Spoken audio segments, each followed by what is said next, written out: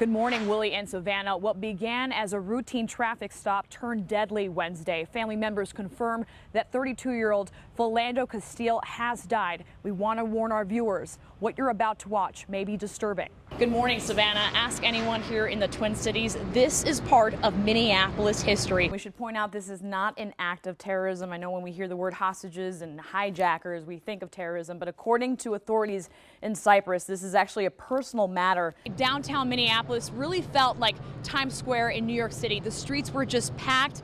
People were celebrating. A lot of them were dressed in purple, and this was like something I've never seen before. It is 5 a.m., and let me show you, people are still trying to get inside First Avenue. So when this tornado hit, members from various communities in this area, they jumped in to help. Now we're just off Highway 55, and you're looking at what's left of a Kramer's Electric. Dan, let's get right to it. It is so important for students and their families to really understand what they are getting themselves into when they sign on for these private loans that have these high interest rates. What are your top borrowing tips? Now, I remember being here 1 year ago, standing on this spot and reporting about his death and seeing all that support from the community. And 1 year later, that support is still here. These bleachers used to hold hundreds, if not thousands of fans, not anymore. I mean, you can just see how powerful last night's winds were. I want to introduce you to someone. This is Dan Antrim. He's the tracks operator here. Now, you were here last night when the storm hit. Tell us what happened. And yes, I know the Blackhawks won the Stanley Cup last year, but may I remind you, this is a state of hockey, and this is the first time that Minnesota has ever hosted an outdoor NHL game. Well, this is really a Christmas outfit, guys, and I got a new hat, and then this sweater. As soon as I saw it, I thought of you, Sven, because you're really the grumpy cat out of all of us. You know, I'm not exactly sure what kind of character I am. I think if Sailor Moon had a love child with the Green Power Ranger, I think this would be it. Minnesota could be the next state to grant licenses to undocumented drivers. An amendment that supports the controversial initiative was added to the Maine Senate Transportation Bill. It passed this week, and our Melissa Colorado takes a look at the issue from both sides. You're about to watch this mother of two break the law. When I see the police behind me, I get scared and frustrated. All because there is something missing inside her wallet. A driver's license. There's a huge need that happened in my life, so that's forced me to drive.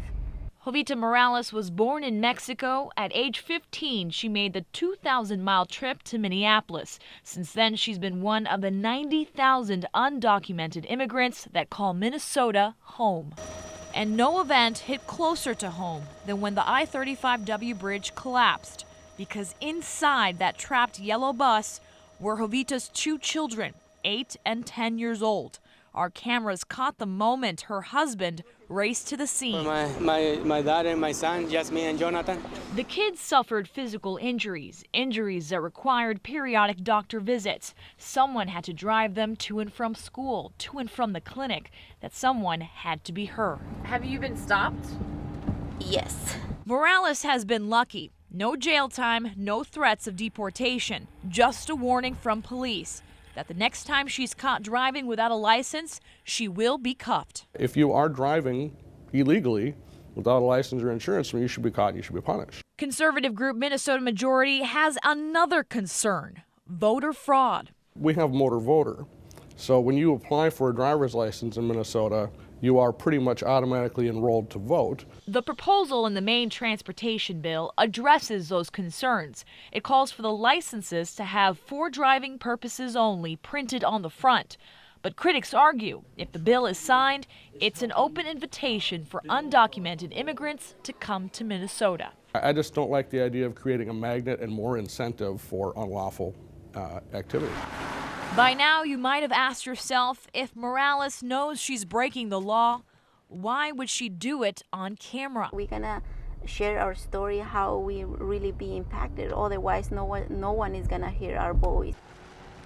Supporters of the driver's licenses for all initiative will be marching in downtown St. Paul today. Meanwhile, the Senate Transportation Bill will be headed to conference committee later this month. For more details on today's march, log on to KARE11.com. Interesting to see that bridge collapse and how many people were affected by that, and also with this lady just protecting her family. Yeah. And Jovita told me, prior to 2007, she refused to get on the road. She knew she was breaking the law, But once that event occurred and once, her children needed to go to those doctor visits, needed to go to school. She's between a rock and a hard spot. Exactly. She said, I'm going to take it upon myself to do that. She's protecting her family. Very well done, Melissa. Thank you. There are no bombs, no missiles to fear when you live in Rochester.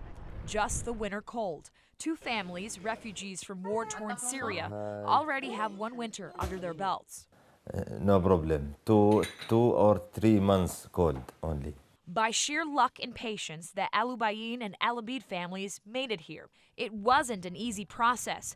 Jane Grotman, who leads the International Institute of Minnesota, says refugees go through the strictest form of security screening. The FBI, the Homeland Security process takes at least 2 years for all those security clearances to clear. So folks are very well vetted. Agencies like the one that Jane belongs to then help families find housing, schools, and jobs. Minnesota is preparing to accept another wave of refugees this year, mainly from Burma and Somalia. She predicts there could be more refugee families from Syria that end up resettling here. Any community that's new here, it always is a transition.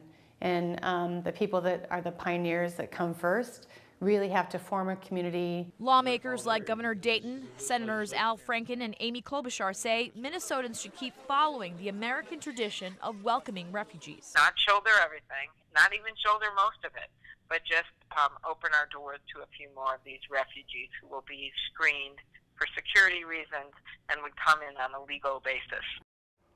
Yet others remain skeptical over an open-door policy. In December, Hennepin County Sheriff Rich Stanek, he wrote this letter to Governor Dayton. He asked the governor to urge the federal government to release information on Syrian refugees entering the U.S. In a statement he sent to us, Sheriff Stanek says the safety of the residents of Hennepin County is my top priority as sheriff. The letter I wrote to Governor Dayton in December was to request additional tools and resources to help me maintain the safety of our residents. And Kim and Corey, the sheriff, says he's disappointed that he has not received a response yet from the governor or from DPS. Well, you had a really nice story with a family earlier on this morning, so we'll make sure to get that on our website too so that people can see that.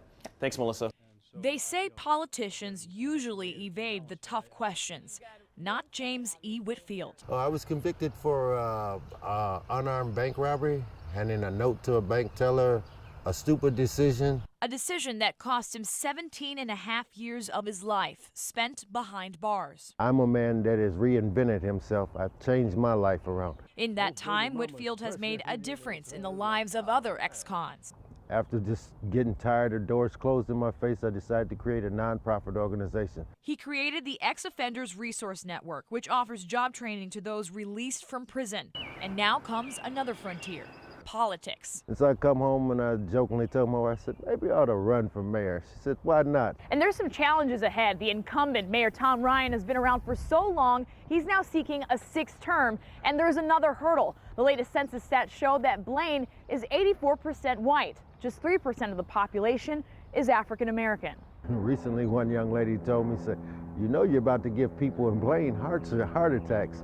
I was like, okay, hey, well, you know, that's their problem, not mine. Whitfield wants to tackle issues involving public safety, create more youth community programs, and he hopes to bring to light problems impacting the city's elderly. Maybe there are some people who have been served time that have some pretty good ideas. I ask him, is he ready to face the criticism that comes with campaigning? I'm prepared for that.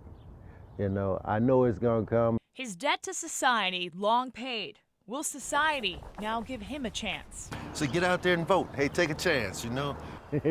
In Blaine, Melissa Colorado, KARE 11 News.